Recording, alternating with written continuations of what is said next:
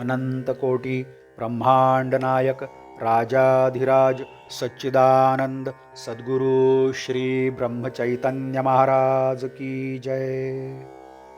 श्रीराम समर्थ. 6 डिसेंबर. निरासक्ती आणि शरणागती. एखाद्याची सुरी असली, तिची लाकडी मूठ बदलून लोखंडाची केली, दुसऱ्याने चांदीची केली, कोणी सोन्याची केली, पण मारल्यानंतर परिणाम एकच. तसा प्रपंच चांगला असला, कसाही असला तरी तो सुरीच आहे. त्याचा घात सगळीकडे सारखाच. प्रपंचाची आसक्ती म्हणजे त्या सुरीची धार आहे.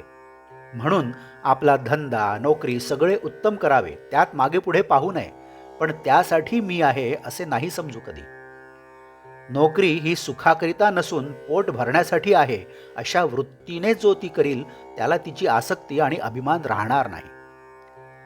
सावधगिरीने वागावे, भगवंताचे स्मरण ठेवावे, त्याचे नाम घ्यावे, बाकीच्या सगळ्या गोष्टी प्रारब्धावर ठेवाव्या. यानेच समाधान मिळेल. भगवंताशिवाय समाधान मिळणे शक्य नाही.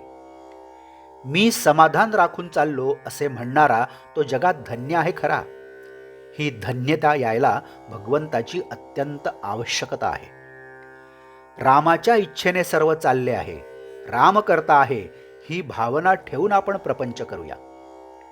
प्रयत्न आटोकाट करावा, पण फळ देणारा भगवंत आहे ही भावना ठेवून समाधान टिकवावे. भगवंताची प्राप्ती व्हायला दुसरे काही नको, शरणागती पाहिजे. मी उपाधी रहित बनणे ही शरणागती आहे. माझेपणाची जी उपाधी आहे ती नाहीशी करायची असेल तर साधन तसेच पाहिजे. इतके उपाधी रहित साधन नामाशिवाय दुसरे कोणतेही नाही. ते साधन तुम्ही करा. भगवंताच्या नामाचे प्रेम यायचे असेल तर अंतःकरण शुद्ध पाहिजे. अंतःकरण द्वेषाने, मत्सराने, अभिमानाने भरलेले असू नये. एकमेकांवर प्रेम करा. घरातून सुरुवात करा. मुलगा आपल्याला सुख देतो म्हणून नाही, पण माझे कर्तव्य म्हणून मी त्याच्यावर प्रेम करीन.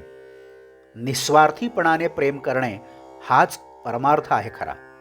त्यासाठी राम दाता आहे, पाठीराखा भगवंत आहे, ही जाणीव ठेवून तुम्ही राहा. ही जाणीव निर्माण करण्याकरिता भगवंताच्या नामाची खरी गरज आहे. मनाला शांती मिळवायला हाच मार्ग आहे. दैन्यवाणे कधीच नसावे. अगदी राजाचे वैभव तुम्ही भोगा, पण त्या वैभवाने मी सुखी आहे असे न म्हणता मी रामाचा आहे म्हणून सुखी आहे ही भावना ठेवून वागा.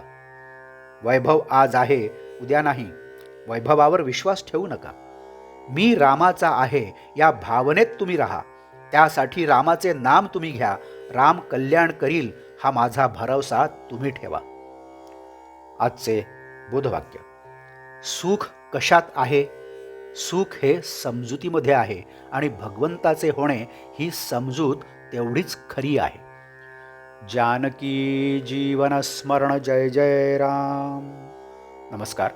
मराठी आणि हिंदीतून रोजची श्री महाराजांची प्रवचने आपण ऐकत आहातच, परंतु कृपया चॅनलला भेट द्या आणि प्लेलिस्ट बघा.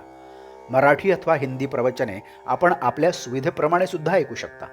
मी परत एकदा आपणाला विनंती करतो की चॅनलला सबस्क्राईब करा, शेअर करा, लाईक करा, कमेंट्स द्या. बेल आयकन दाबायला मात्र विसरू नका. धन्यवाद. जय जय श्रीराम.